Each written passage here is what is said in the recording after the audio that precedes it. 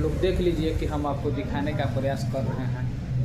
Cut जा रहा है बीच में, मोबाइल से रिकॉर्ड हम अब करके दिखा रहे हैं। और देखिए दूसरा रूम है। देखिए यार, इसमें एक कर्मचारी होना चाहिए था जो पुस्तक को रख रखाव और साफ़ सुथरा करके रखता है। इस पूरा जितना पुस्तक रखा हुआ है ना, ये सब मुंशी प्रेमचंद का है।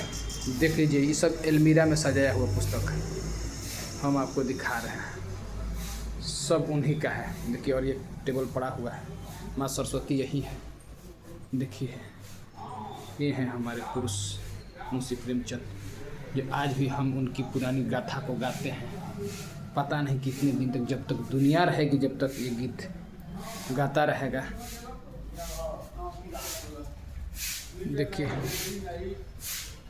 कुछ लोग आए हैं।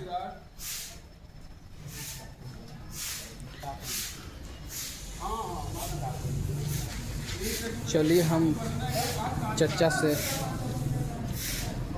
देखिए द्वार पर रखा हुआ है, आप आइएगा कभी तो देख लीजिएगा कि सही में रखा हुआ है कि नहीं रखा हुआ है।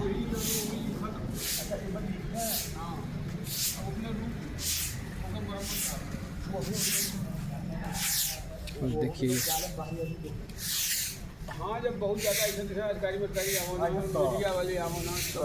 चचा आप हमसे कुछ बात कर सकते हैं?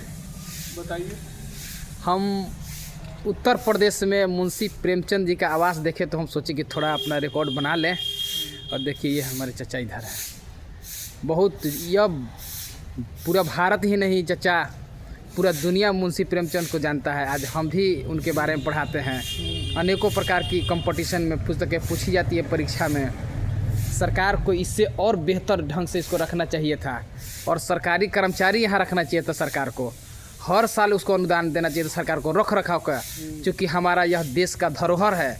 जो पता नहीं अब ऐसा व्यक्ति भीमराव अम्बेडकर, मुंशी प्रेमचंद, ऐसे ऐसे लोग दिनकर जन्म लेंगे कि नहीं लेंगे हम तो नहीं कह सकते हैं, लेकिन इनका धरोहर को रखना हम लोग को ज़रूरत है। और देखिए, इनका यहाँ बनाया हुआ है, इसमें भी दिखा देते हैं आपको। देखिए, एक भाई एक यहाँ टहलने के लिए है। ओहो, ऐसा है।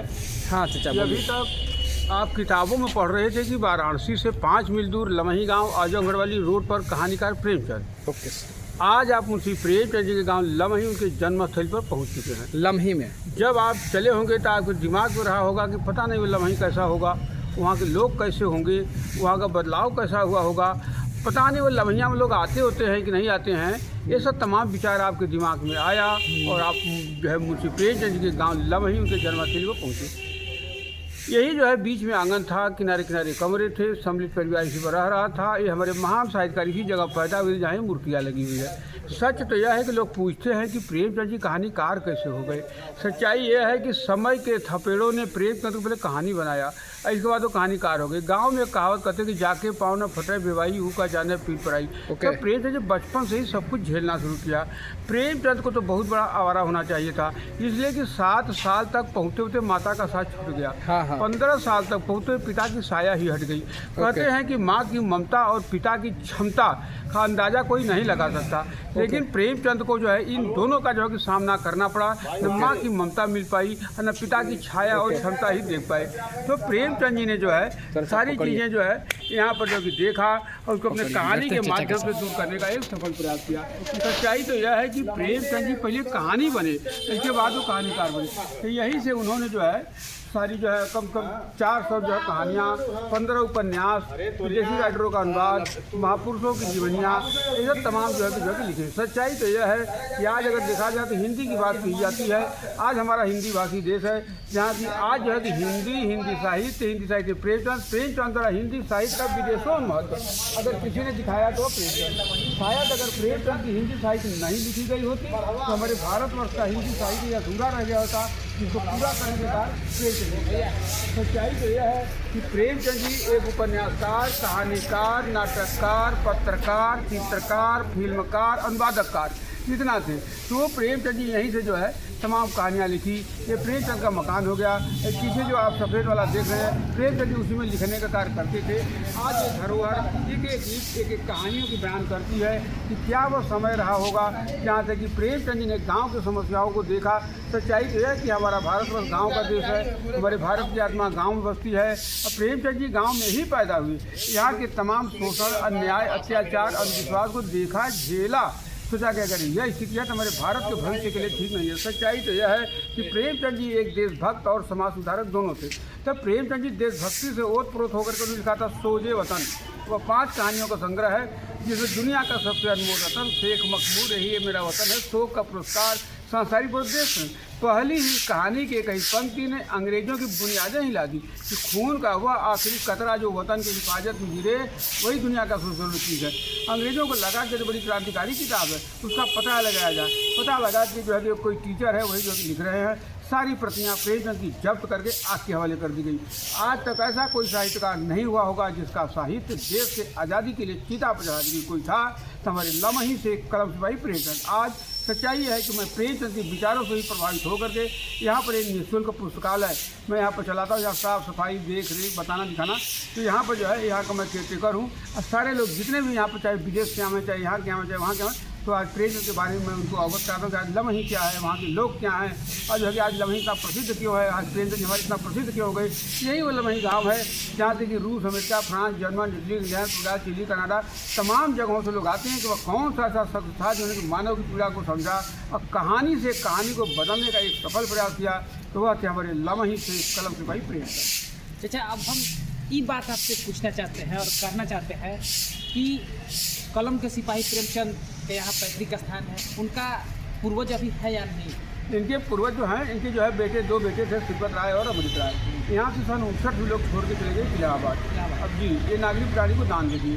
फिर इसके बाद जो है कि एक आध पटदार लोग यहाँ पर रहते हैं, लेकिन इनसे अब वो मतलब नहीं है। अब कहाँ वह गोदान का होरी, कहाँ कफन की गुजिया, कहाँ जो है पूछ के रात का हल्कू, वो सब चीज़ें अब किताबों तक सीमित रह चुकी हैं। हाँ ये है कि हमारे कितने साहित्य प्रेमी, प्रेमचंद के प्रेमी यहाँ पर आते हैं, उनको एक बेताबी होती है, पढ़े रहते हैं, उनके मन में रहता है कि कभी भी मौका मिलेगा तो मैं उस गाँव में चलूँगा, उस प्रेमचंद के घर चलूँगा जहाँ से कि प्रेमचंद जी ने जीवन को जिया, जीवन को समझा, जीवन से जीवन को बदलने का एक सफल प्रयास किया।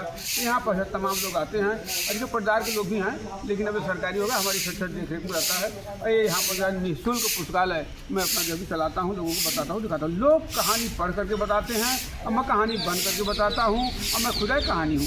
कहानियाँ हमारे आपके घर से शुरू होती हैं, किताबों में कहाँ खोलते हैं। ये जो है प्रेमचंद जी जो है विशेषता है।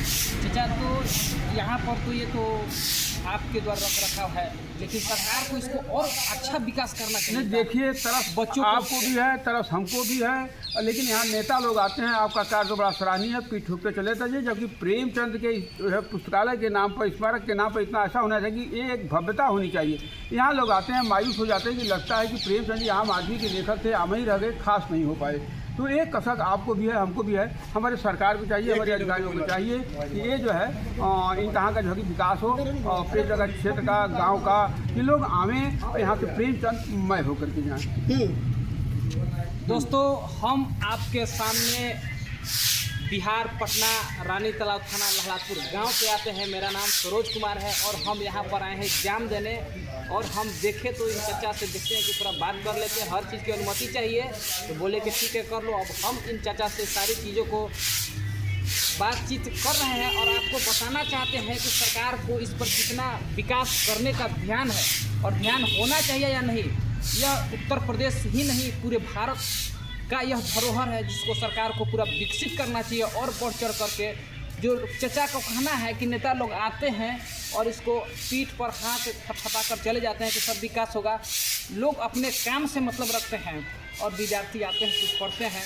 यहाँ पर तो लाइब्रेरी का ऐसा विकास होना चाहिए कि प्रेमचंद के इस लाइब्रेरी से कितने अफसर, IPS, BPS जितना भी हो सके निकलते, इसको और बढ़ा चढ़ा के पूरा क्षेत्रफल से इसको बनाना चाहिए।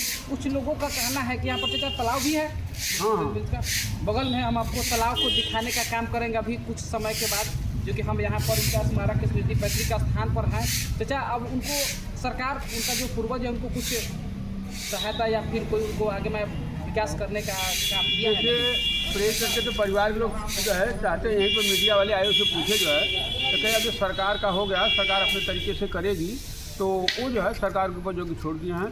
और वैसे तो अपने अपने तरीके से लड़ाई में हर लोग हैं, उनके परिवार के लोग भी हैं, इनके जो है प्रेमी भी हैं, तो ऐसी बात नहीं है कि इनके परिवार के लोग एकदम कट करके जो है रह चुके हैं, ऐसी बात नहीं है, वो भी अपना कार्य कर रहे हैं। इनके परिवार तो यही रहते होंगे ना सर? एक दो लोग रहते हैं और छोड़ के गए, एकदम बाहर चले। तो यहाँ से गए इलाहाबाद चाचा, कमाने खाने के लिए, दिल्ली कोई लखनऊ कोई। चाचा आप यहाँ पर निःशुल्क सेवा देते हैं? यहाँ पर निःशुल्क सेवा देता हूँ और सन 2000 से।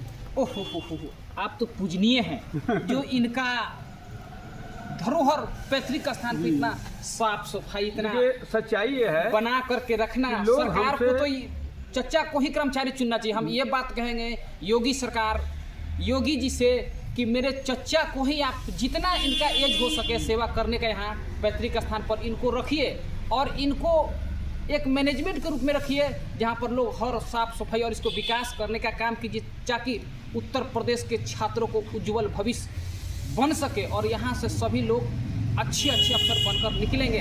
सिर्फ रोड और बोर्ड ही नहीं, बच्चों का उच्च शिक्षा, उच्च विद्यालय और अच्छी शिक्षा और अच्छी टीचर की जरूरत होती है, जो हमारे बीच मुंशी प्रेमचंद नहीं रहे। आज हमारे बीच इस धरोहर को कामयाब करने के लिए अभी चचा हैं।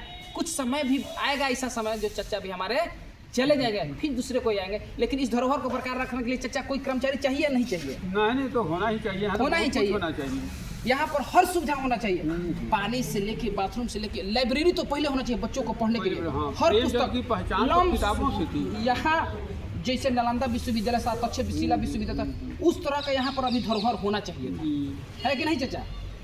तो ठीक है दोस्तों, हम चचा से बात किए हैं। आपको अगले एपिसोड में आपको हम तालाब दिखाने का कुछ समय के बाद प्रयास करेंगे। चचा धन्यवाद जो आपने हमको ऐसा बात की है, बहुत धन्यवाद। हाय